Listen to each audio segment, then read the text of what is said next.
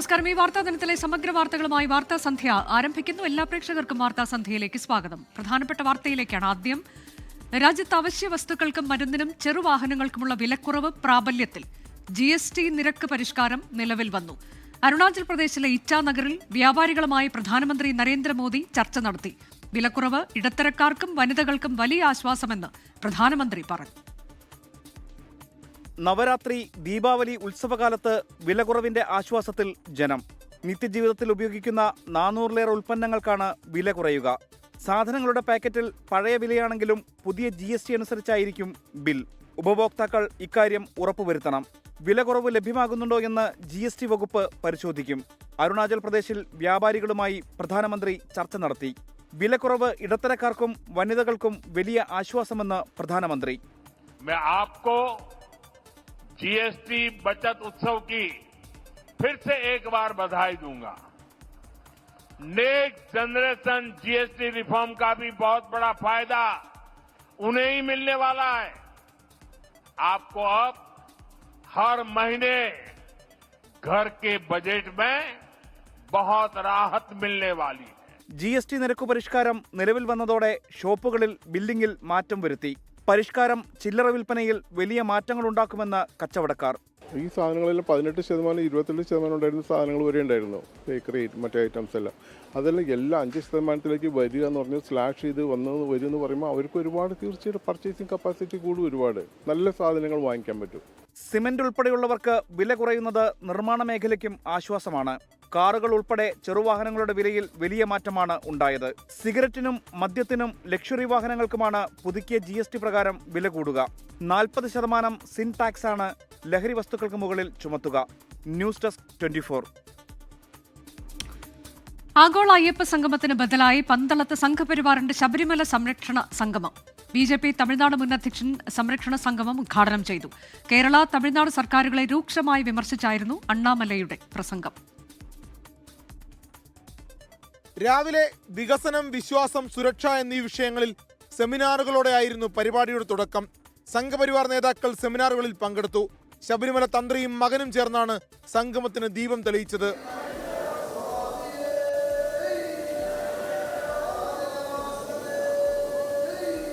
ഉച്ചയ്ക്ക് ശേഷം നടന്ന ഭക്തജന സംഗമം തമിഴ്നാട് BJP മുൻ അധ്യക്ഷൻ K. അണ്ണാമലൈ ഉദ്ഘാടനം ചെയ്തു. LDF സർക്കാർ അയ്യപ്പനെ രാഷ്ട്രീയ ലക്ഷ്യത്തിനായി ഉപയോഗിക്കുന്നുവെന്ന് വിമർശനം. ஒரு ஐயப்ப பக்தராக என்னுடைய கருத்தை மிக வைக்கின்றேன். கடைசியா திரு விஜயன் அவர்களுக்கும் கம்யூனிஸ்ட் ஆட்சி எங்களுடைய வேண்டுகோள், நீங்கள் புரிந்து கொள்ள வேண்டும், மனிதனுடைய சட்டங்கள், உங்களுடைய சட்டங்கள் ஐயப்பனுக்கு பொருந்தாது என்பதை எப்பொழுது புரிந்து கொள்ளுகின்றீர்களோ அன்னைக்கு உங்களுக்கு நல்ல புத்தி கிடைக்கும். തേജസ്വി സൂര്യ ഉൾപ്പെടെയുള്ള BJP നേതാക്കളും പരിപാടിയിൽ പങ്കെടുത്തു. വീരമണിയുടെ പ്രസിദ്ധമായ ഗാനം മകൻ വീരമണി കണ്ണൻ ആലപിച്ചു. പള്ളിക്കട്ട് ശബരിമലയ്ക്ക് കല്ലും മുള്ളും കാലിക്ക് മെത്തൈ സ്വാമിയേ അയ്യപ്പോ. 24 പന്തളം. പമ്പാ തീരത്തെ ആഗോള അയ്യപ്പ സംഗമത്തെ ചൊല്ലി ഇന്നും രാഷ്ട്രീയ വാക്പോര്. നടന്നത് BJP CPIM ഐക്യ സംഗമം എന്നാണ് കോൺഗ്രസ് വിമർശനം. പമ്പയിൽ നടത്തിയത് AI സംഗമമാണെന്ന് BJP പരിഹസിച്ചു. മുഖ്യമന്ത്രി പിണറായി വിജയൻ അയ്യപ്പ ഭക്തൻ എന്ന വെള്ളാപ്പള്ളി നടേശന്റെ പരാമർശം CPIM general secretary MA baby തള്ളി. തിരുവിതാംകൂർ ദേവസ്വം ബോർഡ് സംഘടിപ്പിച്ച ആഗോള അയ്യപ്പ സംഗമത്തെ ചൊല്ലിയുള്ള വിവാദങ്ങൾ അവസാനിക്കുന്നില്ല. സംഗമം വിജയമെന്ന് ദേവസ്വം ബോർഡും സർക്കാരും ആവർത്തിക്കുന്നു. ആഗോള അയ്യപ്പ സംഗമം ഇത്രയധികം ചർച്ച ചെയ്യപ്പെട്ടു എന്നുള്ളത് ഞങ്ങൾക്ക് വളരെ അഭിമാനമാണ്. അതിൽ ഏറ്റവും പ്രധാനപ്പെട്ട പ്രശ്നം 4126 പേർ അവിടെ പങ്കെടുത്തു എന്നുള്ളത് യാതൊരു പ്രശ്നവുമില്ലാത്ത കാര്യമാണ്. കൃത്യമായ റെക്കോർഡുകൾ ഞങ്ങളിലുണ്ട്. യോഗി ആദിത്യനാഥിന്റെ സന്ദേശം വായിക്കുന്നതിന് CPIMന് മടിയില്ലെന്ന് KPCC working president AP Anilkumar. Yogi Adityanath എന്ന് പറഞ്ഞു കഴിഞ്ഞാൽ ഇന്ന് അദ്ദേഹം നരേന്ദ്രമോദിയേക്കാൾ, അമിത്ഷായേക്കാൾ കൂടുതൽ വിഭാഗീയ പ്രവർത്തനങ്ങൾ നടത്തുന്ന, ജനങ്ങളെ വിഭജിക്കുന്ന പ്രവർത്തനങ്ങൾ നേതൃത്വം നൽകുന്ന ഒരാളാണ്. അങ്ങനെയുള്ള ഒരാളുടെ സന്ദേശം വായിക്കുമ്പോൾ ഒരു പ്രയാസവുമില്ല. യോഗി ആദിത്യനാഥിന്റെ സന്ദേശം വായിച്ച് ദേവസ്വം മന്ത്രി പുളകം കൊണ്ടെന്ന് BJP നേതാവ് V. മുരളീധരന്റെ പരിഹാസം. അതുകൊണ്ട് മുഖ്യമന്ത്രിയുടെ പ്രസംഗത്തിന് ആളെ സംഘടിപ്പിച്ചു എന്നുള്ളതിനപ്പുറത്ത് ആ സംഗമത്തിൽ ആളില്ലായിരുന്നു എന്നുള്ളത് വളരെ വ്യക്തമാണ്. ഇതിനിടെ പിണറായി വിജയൻ അയ്യപ്പ ഭക്തനാണെന്ന SNDP യോഗം ജനറൽ സെക്രട്ടറി വെള്ളാപ്പള്ളി നടേശന്റെ പരാമർശം വ്യക്തിപരമെന്ന് MA ബേബി പ്രതികരിച്ചു. വെള്ളാപ്പള്ളി നടേശന പറഞ്ഞതിനെ അദ്ദേഹത്തിൻ്റെ ഒരു നിരീക്ഷണമായും അഭിപ്രായമായിട്ടും മാത്രമേ കാണേണ്ടതുള്ളൂ. News desk 24. ശബരിമലയിൽ തിരിച്ചെത്തിച്ച ദ്വാരപാലക ശില്പത്തിലെ സ്വർണ്ണപ്പാളികൾ സ്ഥാപിച്ചില്ല. തുലാമാസ പൂജകൾക്ക് നട തുറക്കുമ്പോഴാകും സ്വർണ്ണപ്പാളികൾ സ്ഥാപിക്കുക. സ്വർണ്ണപ്പാളി വിവാദവും ചീറ്റിപ്പോ എന്ന് Thiruvithamkoor Devaswom board president PS Prasanth 24നോട് പറഞ്ഞു. കോടതി അനുമതിയില്ലാതെ ദ്വാരപാലക ശില്പത്തിലെ സ്വർണ്ണപ്പാളി ചെന്നൈയിൽ കൊണ്ടുപോയത് വിവാദമായിരുന്നു. അറ്റകുറ്റപ്പണികൾക്ക് ശേഷം തിരിച്ചെത്തിയ സ്വർണ്ണപ്പാളികൾ സന്നിധാനത്ത് സ്ഥാപിച്ചില്ല. തുലാമാസ പൂജകൾക്ക് നട തുറക്കുമ്പോഴാകും സ്വർണ്ണപ്പാളി സ്ഥാപിക്കുക. അതുവരെ സ്വർണ്ണപ്പാളികൾ സ്റ്റോർ റൂമിൽ സൂക്ഷിക്കും. അടുത്ത മാസം നട തുറക്കുമ്പോൾ ശ്രീകോവിലിന്റെ വാതിലിലും അറ്റകുറ്റപ്പണികൾ നടത്തും. ഹൈക്കോടതിയോട് കൂടി അനുമതി വാങ്ങിയ ശേഷമായിരിക്കും തുടർ നടപടികൾ. സ്വർണ്ണപ്പാളിക്ക് തൂക്കം കുറഞ്ഞത് വിചിത്രവാദമെന്ന് Thiruvithamkoor Devaswom board president PS Prasanth. അപ്പോൾ ഈ ആഗോള അയ്യപ്പ സംഗമം ചീറ്റിപ്പോയി എന്ന് പറയുന്നത് പോലെ ആ വിവാദവും ചീറ്റിപ്പോയി. എന്തുപറ്റി? ഞങ്ങളുടെ SP അന്വേഷിക്കാൻ വേണ്ടി ചുമതലപ്പെടുത്തി.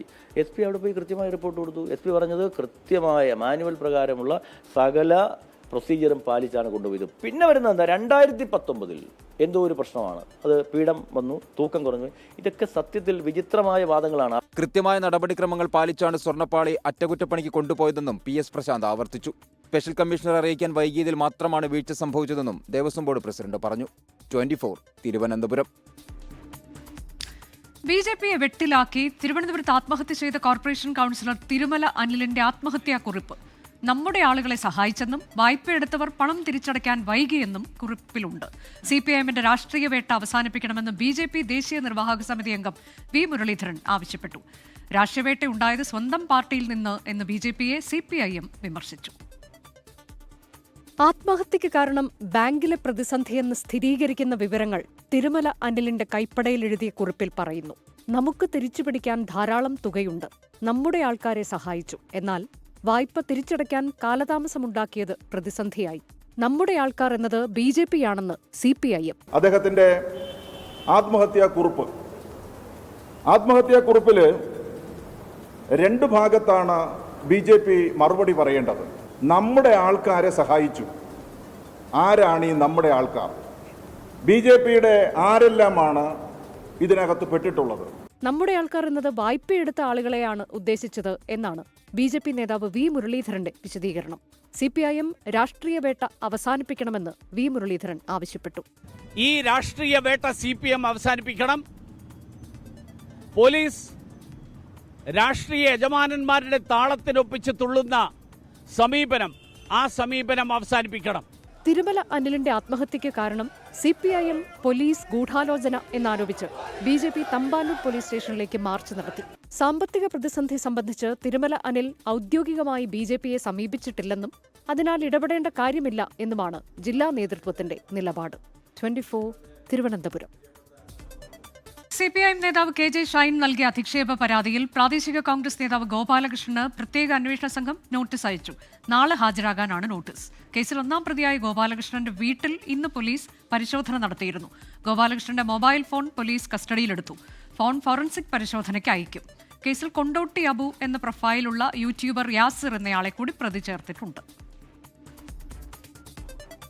വികസന സദസ്സ് ബഹിഷ്കരിക്കുന്ന പ്രതിപക്ഷത്തിനെതിരെ മുഖ്യമന്ത്രി വികസനം സംബന്ധിച്ച് അഭിപ്രായ വ്യത്യാസമുണ്ടെങ്കിൽ തുറന്ന മനസ്സോടെ ചർച്ച നടത്താം. ചിലരിൽ ആ തുറന്ന മനസ്സ് കാണുന്നില്ലെന്ന് മുഖ്യമന്ത്രി വിമർശിച്ചു. വികസന സദസ്സിനോട് മുഖം തിരിച്ചു നിൽക്കുന്നത് ശരിയായ സമീപനമാണോ എന്ന് മുഖ്യമന്ത്രി ചോദിച്ചു. ഒരേ ദിവസം 2-ാം തവണ റെക്കോർഡിട്ട് സ്വർണം. രാവിലെ പവന് 320 രൂപ കൂടിയിരുന്നു. ഉച്ചയ്ക്ക് ശേഷം പവൻ വിലയിൽ 360 രൂപ കൂടി. രാജ്യാന്തര വിലയിലുണ്ടായ വ്യത്യാസമാണ് ഒരു ദിവസം ഒരു പവന് 680 രൂപ ഉയരാൻ കാരണം. ഈ മാസം 10 ദിവസത്തിനിടെ 4 തവണയാണ് സ്വർണ്ണവില റെക്കോർഡ് തിരുത്തുന്നത്. ഇന്ന് രാവിലെ ഒരു പവന് 82,560 രൂപയായിരുന്നു. ഉച്ച കഴിഞ്ഞപ്പോൾ വില വീണ്ടും ഉയർന്ന് 82,920 രൂപയായി. അപൂർവമായാണ് സ്വർണ്ണവില ഒരു ദിവസം തന്നെ 2 തവണ കൂടുന്നത്. രാജ്യാന്തര വിലയിലുണ്ടായ വർധനയാണ് ഇന്ന് 2 തവണ വില ഉയരാൻ കാരണം. ഇന്ന് രാവിലെ സ്വർണ്ണവില നിശ്ചയിക്കുമ്പോൾ ഔൺസിന് $3,694 ആയിരുന്നു വില. ഇത് $3,700 കടന്ന് $3,718 എത്തിയതാണ് 2-ാം തവണയും വില കൂടാൻ കാരണം. ഈ മാസം ആദ്യം ഒരു പവന് 77,640 രൂപയായിരുന്നു. US ഫെഡറൽ റിസർവ് പലിശ നിരക്ക് കുറച്ചതോടെ നിക്ഷേപകർ കൂട്ടമായി സ്വർണത്തിലേക്ക് തിരിഞ്ഞതാണ് വിലവർധനയ്ക്ക് പ്രധാന കാരണം. അമേരിക്കൻ തീരുവയും യുദ്ധങ്ങൾ മൂലമുണ്ടാകുന്ന അനിശ്ചിതത്വവും സ്വർണത്തെ സുരക്ഷിത നിക്ഷേപമായി കാണാൻ നിക്ഷേപകരെ പ്രേരിപ്പിക്കുന്നുണ്ട്.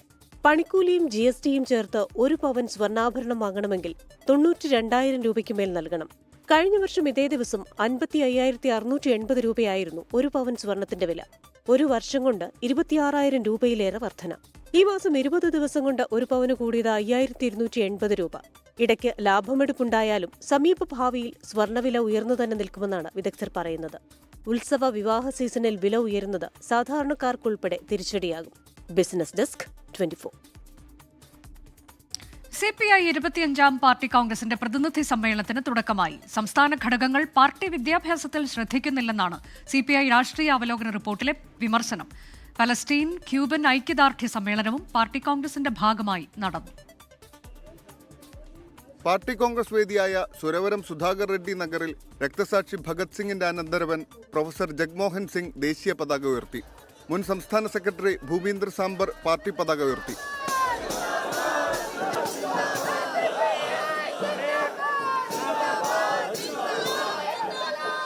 ഇടതുപക്ഷ ഐക്യം കാലഘട്ടത്തിന്റെ അനിവാര്യതയെന്നും സങ്കുചിത മനോഭാവം വെടിഞ്ഞ് വിശാല ഇടത് ഐക്യം കെട്ടിപ്പടുക്കണമെന്നും MA ബേബി അടക്കം മറ്റ് ഇടതു പാർട്ടി ജനറൽ സെക്രട്ടറിമാർ പങ്കെടുത്ത ഉദ്ഘാടന സമ്മേളനത്തിൽ D. രാജ.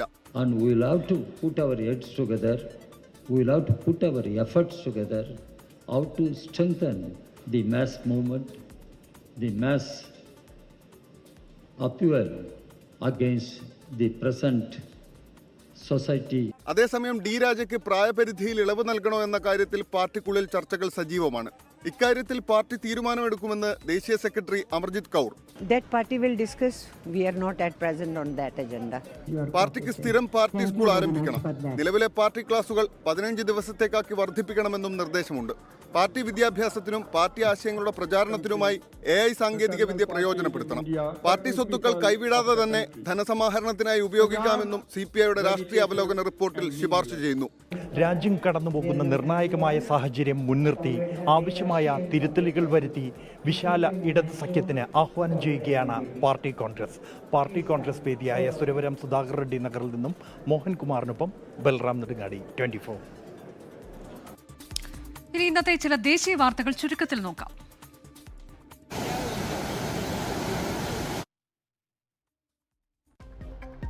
ഗുജറാത്തിലെ പോർബന്ദർ തീരത്ത് ചരക്ക് കപ്പലിന് തീപിടിച്ചു. സൊമാലിയയിലേക്ക് അരിയും പഞ്ചസാരയുമായി പോകുന്ന കപ്പലിലാണ് തീപിടുത്തമുണ്ടായത്. എഞ്ചിൻ റൂമിലേക്കടക്കം തീ വ്യാപിച്ചതോടെ കപ്പലിനെ കെട്ടിവലിച്ച് നടുക്കടലിലേക്ക് നീക്കി.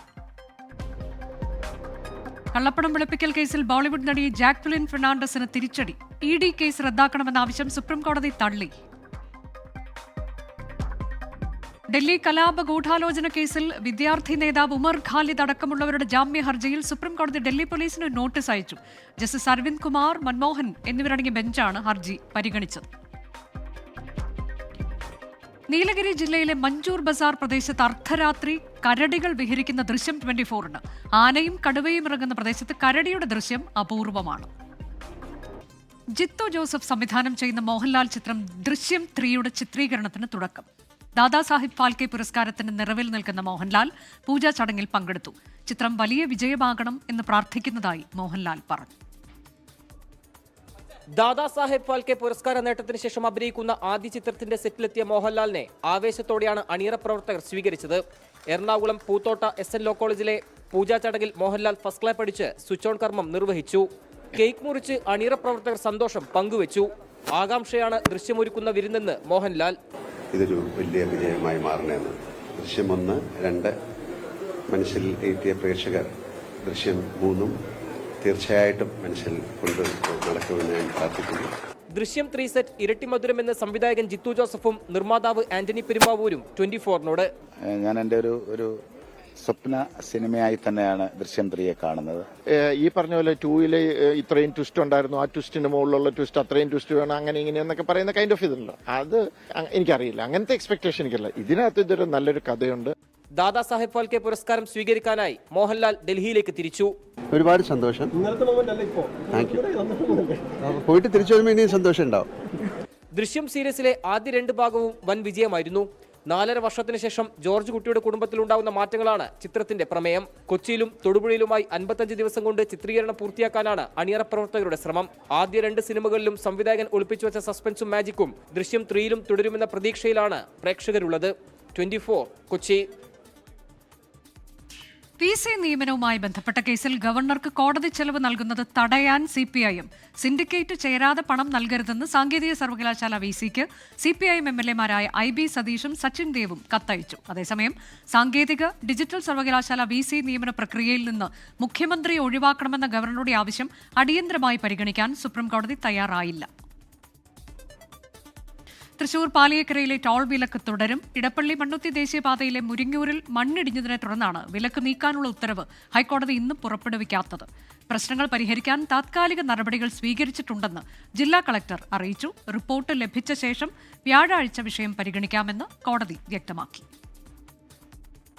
കർശന ഉപാധികളോടെ പാലിയേക്കരയിലെ ടോൾ വിലക്ക് നീക്കാമെന്നായിരുന്നു ഹൈക്കോടതി നിലപാട്.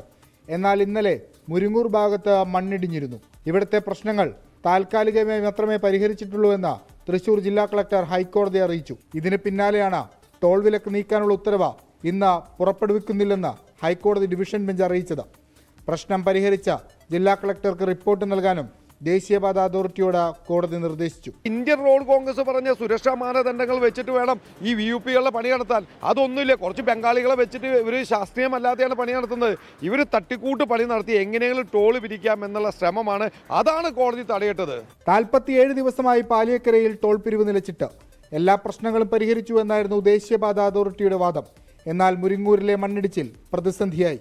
പുതിയ ടോൾ നിരക്ക് പ്രഖ്യാപിച്ചിട്ടും പിരിച്ചു തുടങ്ങാനാകാത്തത് ദേശീയപാത അതോറിറ്റിക്ക് കനത്ത തിരിച്ചടിയാണ്. വിഷ്ണു സുരേഷ്, 24, കൊച്ചി. Doctor B. അശോകിന്റെ സ്ഥാനമാറ്റത്തിലെ സർക്കാർ ഹർജി മുൻഗണന നൽകി പരിഗണിക്കാൻ കേന്ദ്ര അഡ്മിനിസ്ട്രേറ്റീവ് ട്രൈബ്യൂണലിന് ഹൈക്കോടതി നിർദ്ദേശം. സ്ഥാനമാറ്റത്തിൽ ഗവർണറെ കക്ഷി ചേർത്ത B. അശോകിന്റെ നടപടിയിൽ അഡ്മിനിസ്ട്രേറ്റീവ് ട്രൈബ്യൂണൽ തീരുമാനമെടുക്കട്ടെ എന്ന് ഹൈക്കോടതി വ്യക്തമാക്കി. ഗവർണറെ കക്ഷി ചേർത്ത നടപടി സർക്കാർ കോടതിയിൽ ചോദ്യം ചെയ്തിരുന്നു. തിരുവനന്തപുരം പേരൂർക്കട SAP ക്യാമ്പിലെ പോലീസ് ട്രെയിനി ആനന്ദിന്റെ ആത്മഹത്യയിൽ കുടുംബത്തിന്റെ വാദം തള്ളി DIG-യുടെ റിപ്പോർട്ട്. ആത്മഹത്യയിൽ പോലീസിന് വീഴ്ച സംഭവിച്ചിട്ടില്ലെന്നാണ് പ്രാഥമിക റിപ്പോർട്ട്. മരണത്തിൽ വിശദ അന്വേഷണം നടത്തുമെന്നും ADGP-ക്ക് കൈമാറിയ റിപ്പോർട്ടിൽ പറയുന്നു. കൊല്ലം പുനലൂരിൽ ഭാര്യയെ വെട്ടിക്കൊലപ്പെടുത്തി ഫേസ്ബുക്ക് ലൈവുമായി യുവാവ്. കലയനാട് ചെറുവിള വീട്ടിൽ ശാലിനിയെയാണ് ഭർത്താവ് ഐസക് കൊലപ്പെടുത്തിയത്. കൊലപാതകത്തിന് ശേഷം പ്രതി കീഴടങ്ങി. ഇരുവരും തമ്മിൽ സാമ്പത്തിക ഇടപാടുകളിൽ തർക്കമുണ്ടായിരുന്നു. പ്രധാനപ്പെട്ട ഒരു കായിക വാർത്തയിലേക്ക്. ബലന്തോർ പുരസ്കാരങ്ങൾ ഇന്ന് പ്രഖ്യാപിക്കും. മികച്ച പുരുഷ ഫുട്ബോൾ താരത്തിനുള്ള പുരസ്കാര പട്ടികയിൽ PSG-യുടെ ഫ്രഞ്ച് താരം ഉസ്മാൻ ഡെംബേല, ബാഴ്സലോണയുടെ സ്പാനിഷ് താരം ലമീൻ യമാൽ, PSG-യുടെ പോർച്ചുഗീസ് താരം വിറ്റിന, ബാസയുടെ ബ്രസീലിയൻ താരം റഫീഞ്ഞ എന്നിവരാണ് മുന്നിലുള്ളത്. വനിതകളിൽ നിലവിലെ ജേതാവ് ഐത്താന ബോൺമാറ്റി വീണ്ടും പുരസ്കാരം സ്വന്തമാക്കുമെന്നാണ് പ്രതീക്ഷിക്കുന്നത്. ഫ്രഞ്ച് ഫുട്ബോൾ മാഗസീൻ നൽകുന്ന വാർഷിക പുരസ്കാരമാണ് ബലന്തോർ.